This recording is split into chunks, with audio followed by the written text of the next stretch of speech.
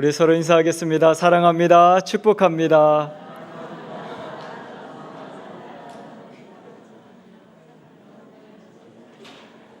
거리에 벌써 낙엽이 떨어지는 것을 보니까 시간이 정말 빠르다라는 생각이 듭니다.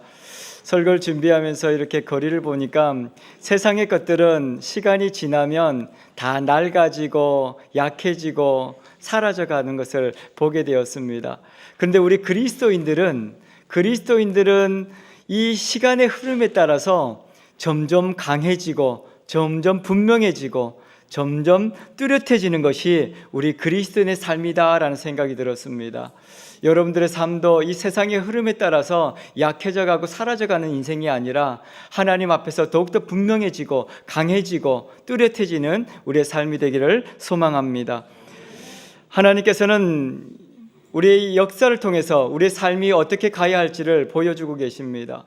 성경을 보면 이스라엘의 역사를 기록하고 있습니다. 그 역사를 통해서 우리 가운데 말씀하고 있는 것이죠. 그래서 역사는 가장 좋은 선생님이다라는 말이 있습니다. 우리가 역사를 통해서 배우게 되는 것이고 우리의 역사를 통해서 말씀하시는 하나님의 음성을 오늘 또 듣게 되기를 소망합니다. 오늘은 느헤미야라는 사람에 대해서 또 그리고 느헤미야가 기도하는 그 기도의 내용에 대해서 살펴보려고 합니다.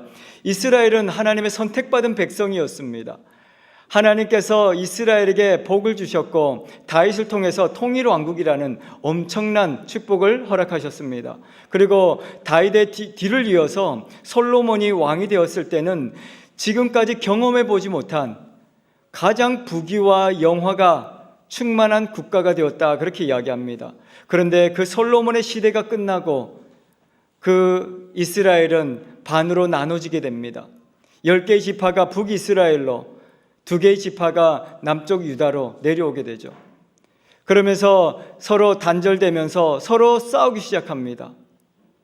옳고 그른 것이 어디 있겠습니까? 그런데 자신의 이념이, 자신의 생각이 맞다고, 그래서 남쪽 유다를 공격하기도 하고 북쪽이 함께하지 못함으로 또 북쪽을 공격하기도 하고, 그러면서 각자의 삶의 자리를 지켜나가려고 하다 보니까 하나님은 사라졌고 온갖 우상이 그 이스라엘을 차지하게 되었습니다. 그렇다 보니 우상 숭배가 만연하게 되었고 우상 숭배로 인해서 하나님께서는 심판을 명령하십니다. 결국 끊임없이 역사가 반복되어지지만 결국은 이스라엘은 무너지고 말죠. 722년에 아수르에 의해서 북이스라엘이 멸망을 하게 됩니다. 그리고 남쪽 유다도 그 후에 586년에 결국 바벨론에 의해서 멸망을 하게 되죠. 아시리아가 이 북이스라엘을 공격했을 때 그래도 남쪽 유다는 우리는 살아갈 수 있다고 생각했습니다. 그런데도 하나님께로 돌아가기보다는 자기의 생각에 오른 대로, 자기 뜻대로 그렇게 살아갔죠. 결국 남쪽 유다도 바벨론에 의해서 멸망을 하게 됩니다. 요즘 같으면 공격을 하고 이렇게 하면 포로로 잡아가거나 그렇지 않습니다. 그런데 당시에는 국가를 점령한다는 것은 그 국가의 재산과 또 사람들을, 노동력을 빼앗아 오는 것이 당시의 전쟁이었습니다. 그래서 이 이스라엘이 멸망했을 때도 그 성을 완전히 파괴시키고 그 백성들을, 건강한 사람들은 다 잡아가게 됩니다. 그렇다 보니 이스라엘은 어떻게 되겠습니까?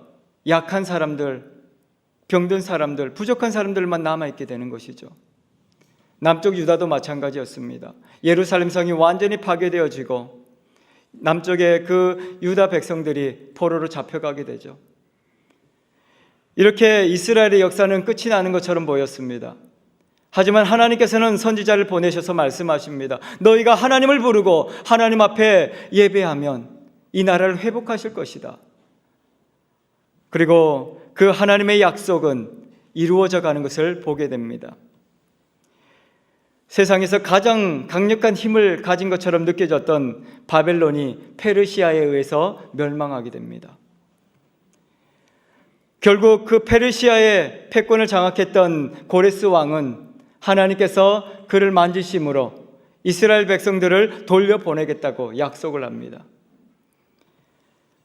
성경의 약속대로 70년이 지났을 때 실제적으로 보면 586년에 이 남유다가 멸망했기 때문에 포로로 귀환되는 것을 보면 70년이 안 되는 거 아닌가라는 생각을 하실 수 있습니다. 근데 과거의 역사를 보면 606년부터 계속해서 침공이 일어나거든요. 그러면서 결국은 3차로 인해서 완전히 파괴되어져 가는 모습을 보게 되죠.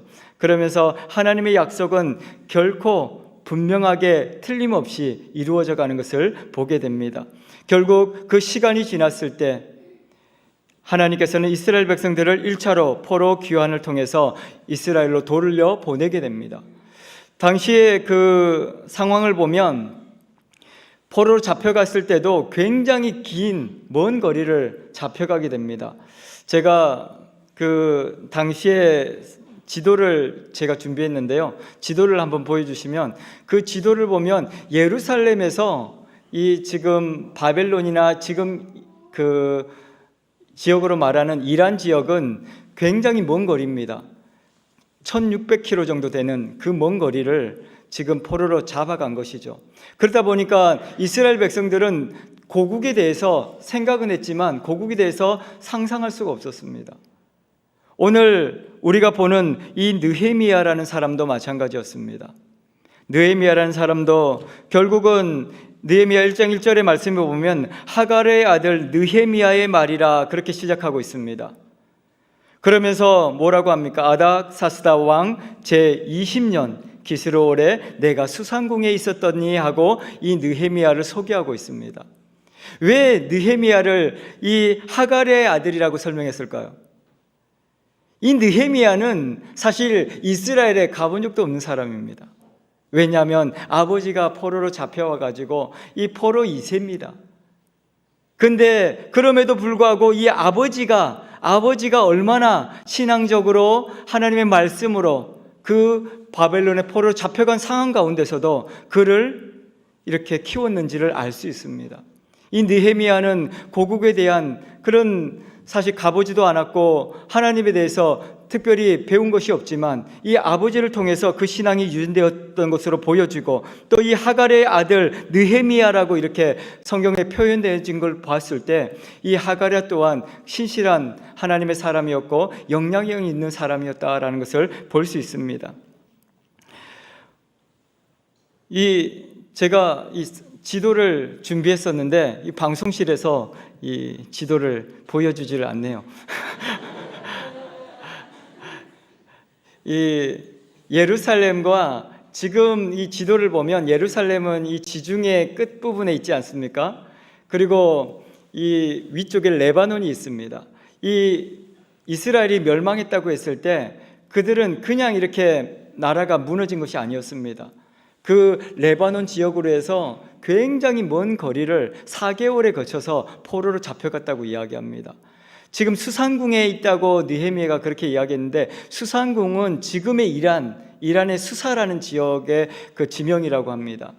그러니까 당시 그 먼 거리를 잡혀와 가지고 멀리서 그렇게 살아가고 있는 모습이죠. 근데 1차 포로 귀환이 일어났을 때도 마찬가지였습니다. 어마어마하게 먼 거리 16,000km를 걸어간다는 것은 너무나도 어려운 일이었죠. 근데 하나님께서는 이 페르시아의 고레스 왕을 통해서 1차 귀환을 이루도록 하십니다.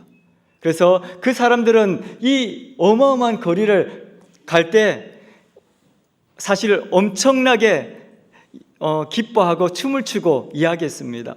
저기 지도를 보면 빨간색이 포로로 잡혀갔던 그 여정을 이렇게 표현하고 있고 지금 빨간색 지점이 지금 그 당시에 바벨론 지역입니다. 바벨론의 수도가 있던 지역이고 지금 수사는 조금 더 이 오른쪽 편에 있지 않습니까? 그 수사는 지금 이 페르시아가 인도까지 굉장히 영역을 넓혀서 당시에 가장 강력한 국가였습니다.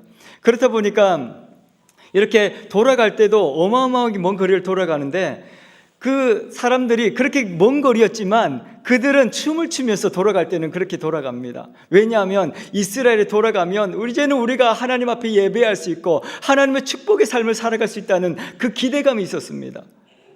그래서 그들이 돌아가서 이제 하나님의 성전을 회복하고 우리가 예배를 드리자. 그런데 쉬웠겠습니까? 쉽지가 않습니다. 왜냐하면 당시에 포로 귀환이 이루어졌지만 여전히 이스라엘은 이 페르시아의 속국이었고 페르시아의 조공을 바치는, 페르시아가 다스리는 그런 나라였습니다. 그렇다 보니 그 성전이 지어진다는 것은 무엇을 의미합니까? 이스라엘이 회복되어지면 어떻게 되겠습니까?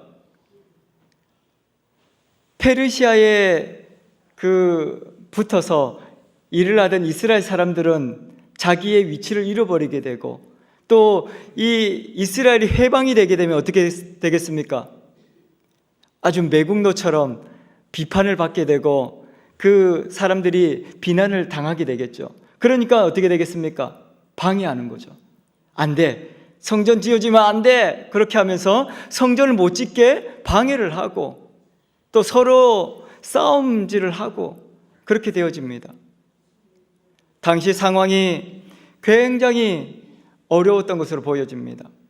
우리도 과거의 역사를 보면 일본이 우리나라를 침공하고 우리나라를 빼앗았을 때 그렇지 않습니까? 일본의 앞잡이가 된 사람들도 있고 여전히 우리 이 대한 독립을 위해서 수고하고 목숨을 내건 사람들이 있었죠.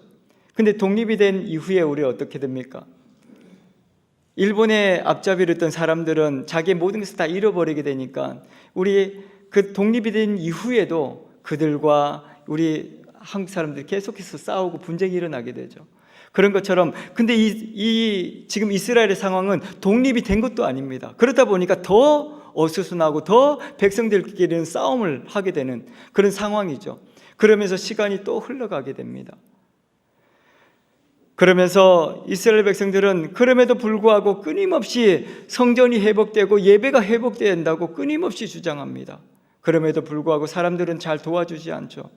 그렇게 어려운 시간들이 지나게 되고 이제 이 느헤미야가 보고 있는 이 시대, 지금 아닥사스다 왕 20년이라고 하니까 굉장히 시간이 많이 지났습니다. 그들이 포로로 잡혀서 지금 한 1차 귀환이 일어난 이후에도 꽤 많은 시간들이 지났던 것으로 보여집니다. 그래서 2차 포로 귀환이 458년에 이루어지거든요. 그러니까 1차가 537년에 이루어지니까 그 격차만 해도 굉장히 많지 않습니까? 그렇게 긴 시간 동안 1차 포로 귀환의 그 사람들은 회복하자고 노력을 아무리 해도 안 되는 것입니다. 그런데 하나님께서 이 아닥사스다를 통해서 2차 포로 귀환을 하게 됩니다. 2차로 이제 이스라엘 백성들이 돌아오게 되니까 2차 때는 조금 더 가까운 거리로 이렇게 귀환을 하게 되거든요. 그러면서 이들은 이제 이렇게 우리가 포로가 귀환되면 다시 우리가 일어날 것이다. 이제는 우리가 하나님의 말씀으로 세워질 것이라는 기대감을 가지게 됩니다. 그러면서 그들도 막 기도하면서 그렇게 전진하죠. 그래서 이스라엘의 예루살렘에 도착을 했습니다. 어떻게 했습니까? 사람들이 도와줬겠습니까? 느헤미야가 2절에 보면 느헤미야와 함께 이렇게 생활했던 형제들이 2차의 포로 귀환을 하고 그곳의 소식을 전해주러 이 수상궁에 오게 됩니다. 그때 느헤미야가 물어보죠. 예루살렘 상황은 어떻느냐라고 물어보니까 그 형제들이 보고한 내용이 3절 내용입니다. 3절에 보면 그들이 내게 이르되 사로잡힘을 면하고 남아있는 자들이 그 지방 거기에서 큰 환난을 당하고 능욕을 받으며 예루살렘 성은 허물어지고 성문은 불탔다 하는지라. 이제 2차 귀환되면 정말 우리가 회복될 줄 알았는데 오히려 더 안타까운 소식을 듣게 됩니다. 오히려 테러가 일어나고 오히려 그 성전을 회복하고 성을 회복하려고 하는 사람들을 죽이는 그런 상황까지 오게 된 것이죠. 그래서 오늘 성경에서는 너무나도 큰 환난을 당하고 능욕을 당하였다라고 이야기합니다. 그 상황은 또 어떻습니까? 예루살렘 성은 허물어지고 오히려 세워져도 지금 힘을 내기가 쉽지 않은 상황에서 그 성마저 허물어지고 또 그 성문이 불탔다는 소식을 듣게 되니까 이 느헤미야는 마음이 무너지는 것이죠. 근데 저는 이 성경을 보면서 느헤미야의 이 모습을 보면서 제 스스로를 엄청 반성했습니다. 왜냐하면 어려운 일이 있고 또 문제가 생기면 우리는 어떻습니까? 누구 때문에 이런 어려움이 생긴다라고 원망하게 되잖아요. 사실 그 이스라엘의 회복을 방해하는 그 사람들이 얼마나 나쁜 사람들이에요. 그 사람들이 느헤미야는 원망스러웠어야 되는데 느헤미야는 그 사람들을 원망하지 않습니다. 그리고 누구 때문이라고 말하지 않습니다. 느헤미야는 왜 그 이스라엘의 회복을 방해하는 그 나쁜 사람들, 그 사람들을 비난하고 그 사람들 때문에 이렇게 어려움을 당하고 있다고 이야기해야 되는데 왜 그렇게 하지 않을까요? 느헤미야가 바라보는 역사는 하나님께서 주인이라는 것을 그는 인식하는 사람이었습니다.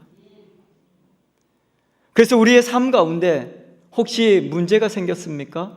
어려운 일이 생겼습니까? 사람의 힘으로 해결하려고 하지 마십시오. 누구를 원망하지 마십시오. 불평하지 마십시오. 역사는 하나님께서 이끌어 가시는 것입니다. 오늘 저와 여러분들도 마찬가지죠. 가정에서 사람들 대부분은 이야기합니다. 자식 때문에 못 살겠다고. 근데 자식들은 뭐라고 하는 줄 아십니까? 부모님 때문에 못 살겠다고 이야기합니다. 각자의 자기 생각대로 하는 겁니다. 각자의 생각대로. 그래서 상대방을 비난하면 내가 아무리 옳고 그름을 떠나서 상대방을 비난하고 상대방을 이렇게 징계해가지고 바꿀 수는 없습니다. 역사도 마찬가지입니다.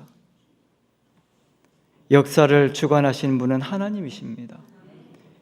그래서 이 느헤미야는 그 고국의 소식을 듣고 펑펑 웁니다. 너무나도 슬프잖아요. 너무나도 아프잖아요. 회복될 줄 알았는데, 다시 이 나라가 세워질 줄 알았는데 너무나도 슬퍼서 4절에 보면 내가 이 말을 듣고 앉아서 울고 수일 동안 슬퍼했다 그렇게 이야기합니다. 그러면서 느헤미야가 했던 행동이 뒷부분에 나와 있죠. 하늘의 하나님 앞에 금식하며 기도했다 그렇게 이야기합니다. 우리가 살 길은 기도하는 것입니다. 상대방을 원망한다고 바뀌지 않습니다. 나를 힘들게 하는 그 사람 없어졌다고 해서 내가 행복해지지 않습니다. 사람들 원망하지 마시고 세상을 불평하지 마시고 하나님을 바라보는 저와 여러분들이 되기를 소망합니다. 오늘 하나님께서 이 느헤미야의 기도를 들으시는 것이죠. 그가 이 안타까운 현실 앞에서 사람들을 불평하고 사람들을 원망하는 것이 아니라 슬퍼하며 하나님 앞에 금식하며 기도하며 나아갑니다. 그런데 이 기도의 내용을 보면 더 놀랍습니다. 우리는 기도할 때 어떻습니까? 누구 때문에 힘들어 죽겠어요. 누구 좀 이렇게 바꿔주세요. 그렇게 우리 기도하기 쉽지 않습니까? 근데 기도의 내용은 누구를 저격하거나 누구를 원망하거나 그건 기도가 아닙니다. 오늘 이 느헤미야의 기도의 내용을 보면 먼저 자신을 봅니다. 하나님 앞에서 자기 자신을 보니 내가 고국이라고 말하는 그 이스라엘을 위해서 기도하지 못했던 자기 자신이 보이고 여기 포로로 생활하는 것이 너무나도 힘들었겠죠. 그러면서 말씀대로 살지 못했던 자기를 회개하는 모습을 보게 됩니다. 이것은 하나님을 만난 사람들의 공통적인 모습입니다. 하나님을 만나면 나 자신을 보게 되거든요. 그래서 신학적으로는 하나님께서 우리를 조명하신다라고 이야기합니다. 하나님을 만나면 내 자신이 보이는 것이죠. 그래서 성경의 모든 인물들은 어떻습니까? 하나님을 만난 사람들은 다 그렇게 고백합니다. 이사야도 그렇게 고백했고, 주여 내가 이 죄인이 하나님을 만났습니다. 죄악 중에 하나님을 만났습니다. 어떻게 해야겠습니까? 그렇게 고백하지 않습니까? 이사야가 무슨 그런 특별한 죄를 지었겠어요? 근데 하나님 앞에서 나 자신을 보니까 너무 죄인이죠. 너무 부족하죠. 너무 연약하죠. 그래서 그렇게 고백하는 것입니다. 사도 바울도 그렇게 고백하지 않습니까? 사도 바울이 뭘 그렇게 잘못했습니까? 그런데도 예수님을 만나고 사도 바울은 내가 죄인 중에 괴수입니다. 악한 사람 중에 내가 제일 악한 사람입니다. 그렇게 스스로를 고백하지 않습니까?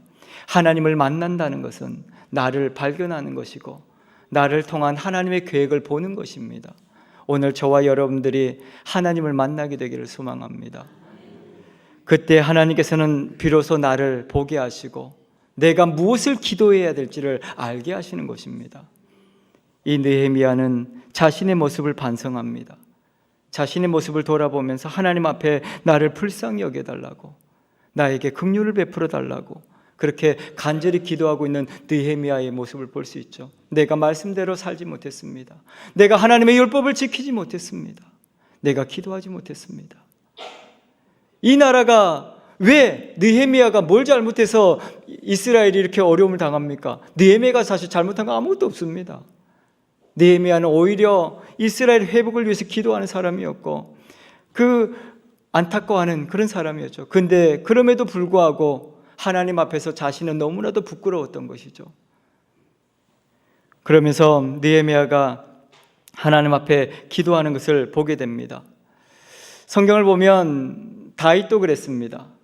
다윗도 자신의 연약함을 통해서 하나님께서 심판하시지 않습니까? 결국 나중에는 자신의 아들 압살롬에 의해서 이 반역이 일어나게 됩니다. 군인들을 압살롬이 모으고 아버지가 있는 이 다윗성을 쳐들어오죠. 이 다윗은 어떻겠습니까? 이 아버지로서 이 쳐들어오는 압살롬을 볼 수가 없습니다. 그렇다고 싸울 수 있겠습니까? 아들하고. 이 다윗은 신발도 신지 못하고 도망칩니다. 그런데 시므이라는 사람이 그 도망치는 다윗을 쫓아오면서 막 저주를 하고 욕을 퍼붓습니다. 그 모습을 보는 다윗은 얼마나 속상하겠습니까? 그래서 그 참다 못해서 이 아비새는 다윗의 가장 충신이거든요. 참다 못해서 다윗 왕에게 그렇게 이야기합니다. 내가 가서 저놈의 목을 쳐서 가져오겠습니다. 그렇게 이야기하죠. 그때 다윗이 하는 말이 그렇게 하지 말라고 이야기합니다. 왜 그랬을까요? 그 참담한 현실 가운데서 자기의 부족함을 보았던 것입니다. 그러면서 사무엘하 16장 10절에 이렇게 이야기합니다. 왕이 이르되 스루아의 아들들아 내가 너희와 무슨 상관이 있느냐? 그가 저주하는 것은 여호와께서 그에게 다윗을 저주하라 하심이니 내가 어찌 그리하였느냐? 할 자가 누구겠느냐? 이 시므이가 와서 그렇게 비난을 하고 저주를 퍼붓는 것, 나 때문이다. 나의 부족함 때문이다. 그런데 어떻게 저 욕하고 있는 저 사람을 뭐라고 할 수 있겠느냐? 그렇게 이야기하는 것이죠. 오늘 또 누군가가 나에게 비난을 한다면 그것을 통해서 말씀하시는 하나님의 음성을 듣게 되기를 바랍니다. 사람들의 말 때문에 속상해하지 마십시오. 하나님께서는 지금도 우리와 함께 하시고 우리의 삶 속에 역사하시는 분이십니다. 모든 상황을 통해서 하나님의 뜻을 이루어가고 계시는 것입니다. 그래서 우리가 어려운 일을 당했을 때 또 위기를 만났을 때 우리가 바라봐야 할 분은 바로 하나님인 것입니다. 하나님은 멀리 계신 분이 아닙니다. 지금 위기를 만나고 어려움을 만난 나를 누구보다도 더 정확하게 알고 계시고 더 뚜렷하게 보고 계시는 분이십니다. 그래서 그 상황 가운데서 우리가 바라봐야 할 것은 세상이 아니라 사람들이 아니라 살아계신 하나님인 것입니다. 그래서 이 느헤미야는 5절부터 7절까지 보면 그 느헤미야의 기도의 내용들이 기록되고 있습니다. 그가 부르는 하나님은 어떤 하나님입니까? 하나님 여호와는 크고 두려우신 하나님이시고 하늘의 하나님이시다. 창조의 하나님이시다. 그렇게 선포하고 있습니다. 하나님은 지금도 우리 가운데 함께 하시고 죄악을 거저 보시지 않는다. 그렇게 말씀하고 있는 것입니다. 그러면서 자기의 연약함들을 이야기하죠. 주의 계명을 지키는 자에게 언약을 지키며 긍휼을 베푸는 자에게 주여 내가 간구합니다. 그렇게 하나님 앞에 기도하고 있는 그를 보지 않습니까? 하나님께서는 이 느헤미야의 기도를 들으시고 그가 하나님이 어떤 분이신지를 분명하게 보여주고 있는 것을 보게 됩니다. 그러면서 이 느헤미야는 꿈을 꾸죠. 나의 부족함과 나의 연약함이 이렇게 있을지라도 살아계신 하나님께서, 역사를 주관하시는 그 하나님께서 이 나라를 회복하실 것이라는 분명한 믿음과 확신을 가지고 있습니다. 그래서 뒷부분에 보면 2장 17절에 그 이스라엘 사람들에게 편지를 보냅니다. 그리고 그 사람들에게 이야기하죠. 2장 17절에 보면 그들에게 이르기를 우리가 당한 공경은 너희도 보고 있는 바라. 예루살렘이 황폐하고 성문이 불탔으니 자 예루살렘 성을 건축하여 다시 수치를 당하지 말자. 그렇게 이야기합니다. 당신들도 보았던 것처럼 예루살렘 성이 무너졌습니다. 성문은 불탔습니다. 그래서 우리가 주저앉아 있어야겠습니까?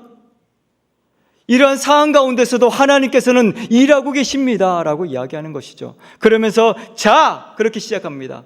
영어 표현을 Let's go! 시작합시다 이렇게 이야기하는 겁니다.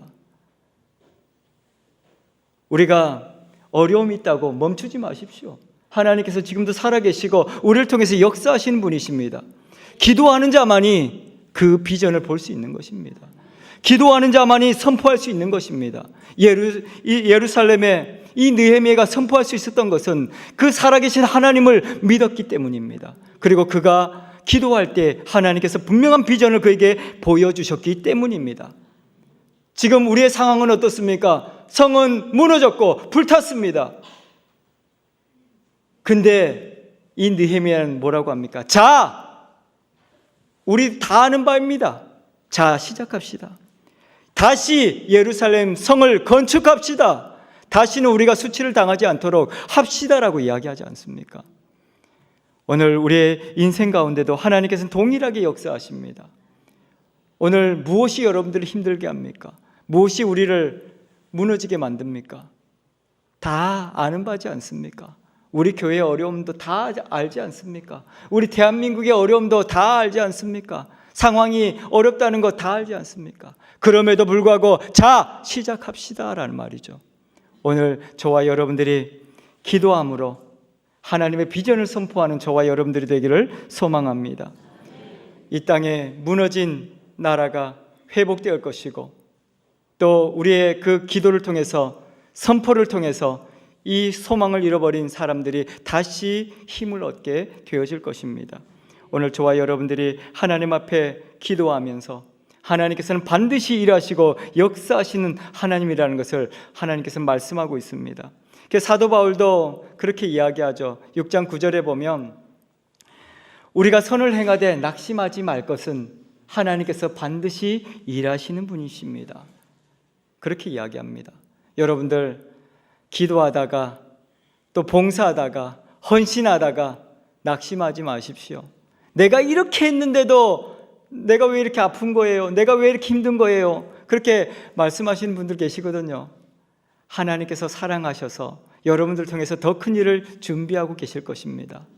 그래서 기도하다가 봉사하다가 헌신하다가 낙심하지 말 것은 포기하지 않으면 하나님께서 반드시 때가 되면 이룰 것이다 그렇게 말씀하고 있습니다. 오늘 또 우리의 삶을 통해서 역사하시는 그 하나님을 만나는 저와 여러분들이 되기를 소망합니다. 그렇게 느헤미야는 11절에 오늘 읽었던 말씀을 보면 선포하고 있습니다. 주여 구하오니 귀를 기울이사 종의 기도와 종의 이름을 경유하기를 기뻐하는 종들의 기도를 들으시고 오늘 종이 형통하여 이 사람 앞에서 은혜를 입게 하옵소서 그렇게 기도합니다. 이 사람이 누굴까요? 이 사람은 아닥사스다 왕입니다. 당시에 이 페르시아의 강력한 바사 왕국의 왕이었던 아닥사스다. 세상이 떨었던 그 사람. 근데 앞에서 우리 5절 말씀에 그 살아계신 하나님을 선포할 때 크고 두려우신 하나님이라고 선포하지 않습니까? 그러면서 이 당시에 최고의 권력을 가진 그 아닥사스다를 그 사람이라고 표현하면서 우리가 사람은 아무것도 아니라는 것을 그렇게 이야기하는 것이죠. 그러면서 느헤미야가 어떻게 이야기합니까?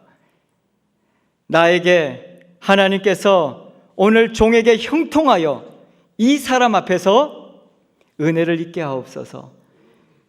이 사람이, 이 아닥사스다 왕이 느헤미야를 통해서 역사하시는 하나님이 어떤 분인지를 보게 해주십시오. 그렇게 기도하고 있는 것입니다. 오늘 여러분들을 괴롭히고 여러분들을 힘들게 하는 그 사람들 앞에서 하나님은 하나님의 역사를 드러내실 것입니다. 선포하십시오. 오늘 아버지 하나님께서는 우리와 함께 하시고 하나님의 놀라운 일을 준비하고 계시는 분이십니다. 그래서 그 11절 맨 마지막 부분에 그렇게 성경은 기록하고 있습니다. 그때 내가 왕의 술관원이 되었느니라 라고 기록하고 있습니다. 사실 수상궁에 있는 것도 엄청난 사실 지위를 가진 것입니다. 당시에 포로 2세로서 수상궁의 그 페르시아 제국의 수도였거든요. 거기에 있다는 것만으로도 엄청난 사람이죠. 그런데 하나님 앞에 이렇게 기도하는 이 느헤미야를 지금 아닥사스다 왕의 술관원으로 세우셨다라는 것을 보여주고 있는 것입니다. 당시에는 이 술관원이 왕과 가장 가까운 가장 권력자를 이야기하는 겁니다. 당시에는 요즘처럼 이렇게 멀리서 공격할 수 있는, 저격할 수 있는 무기가 없었기 때문에 이 술을 통해서 독살을 하거나 왕을 그렇게 해하는 시대였기 때문에 가장 믿을 수 있는, 가장 신뢰할 수 있는 사람이 가장 가까이 있는 것입니다. 그래서 이 술 맡은 관원이 되었다는 말은 엄청난 사실 권력과 힘을 가지게 됐다는 것을 이야기하는 것입니다. 하나님께서 이 느헤미야를 그 수상궁에 심으신 것도 놀라운 축복이었지만 그가 하나님 앞에 기도할 때 그의 삶을 통해서 놀라운 역사를 보게 하시는 것을 보게 됩니다. 그가 술관원이 되었더라 그렇게 말씀하고 있는 것이죠. 기도할 그때에 오늘 또 하나님께서 우리의 삶을 통하여 놀라운 일을 행하실 것입니다. 오늘 여러분들은 어떤 자리에 있습니까? 어디에 있습니까? 여러분들이 있는 그 자리를 통해서 하나님은 일하실 것입니다. 그리고 여러분들 주변에 있는 사람들에게 살아계신 하나님의 역사가 무엇인지를 보게 하실 것입니다. 사람들을 불평하지 마시고 환경을 원망하지 마시고 살아계신 하나님을 향하여 기도하며 나가는 저와 여러분들이 되기를 소망합니다. 느헤미야가 이 어려운 상황, 이 슬픈 상황을 보면서 눈물을 흘리면서 통곡하면서 하나님 앞에 금식하며 기도하며 나아갔을 때 하나님께서는 그를 통해서 놀라운 일을 준비하고 있는 것을 보게 됩니다. 그리고 또 그는 그 자신에 대해서 분명하게 보고 있죠. 내가 하나님 앞에 죄인입니다. 내가 이 이스라엘을 위해서 내가 그렇게 많이 기도하지 못했던 내 죄가 보여지는 것이고 내가 또 하나님의 말씀에 율법에 순종하지 못했던 자신을 보면서 그렇게 기도하는 느헤미야죠. 그러면서 느헤미야가 그렇게 당당하게 이야기하지 않습니까? 이 사람 앞에서 하나님의 역사를 보게 해주십시오. 오늘 저와 여러분들 앞에 누가 있습니까? 아무리 큰 권력을 가지고 아무리 놀라운 능력을 가진 사람이 있다 할지라도 오늘 하나님께서 하실 것입니다. 여러분들을 그 자리에 세우실 것이고 또 여러분들 통해서 놀라운 일을 행하실 것입니다. 결국 이 느헤미야를 통해서 어떻게 일하십니까? 그 엄청난 지금 이 페르시아 제국의 2인자로서 당당하게 이 느헤미야는 왕에게 요구합니다. 내 백성 이스라엘이 이렇게 고생을 하고 있습니다. 이렇게 지금 어려워하고 있습니다. 나를 보내주시고 나와 함께 이스라엘 백성들을 돌려보내주십시오. 그렇게 하면서 3차 포로 귀환이 이루어지게 되는 것을 볼 수 있습니다. 그것뿐만이 아닙니다. 이 느헤미야가 그 하나님께서 그 자리에 세워주심으로 그 엄청난 힘으로 그 왕에게 당당하게 요구하죠. 이 성을 회복하는 데는 건축자재가 필요하고 다양한 물자가 필요합니다. 지원해 주십시오라고 당당하게 요구하죠. 그 아닥사스다 왕이 어마어마한 재원을 사람들을 심지어는 이 페르시아의 기술자들까지도 같이 보내주는 것을 볼 수 있습니다. 이 하나님께서 놀랍지 않습니까?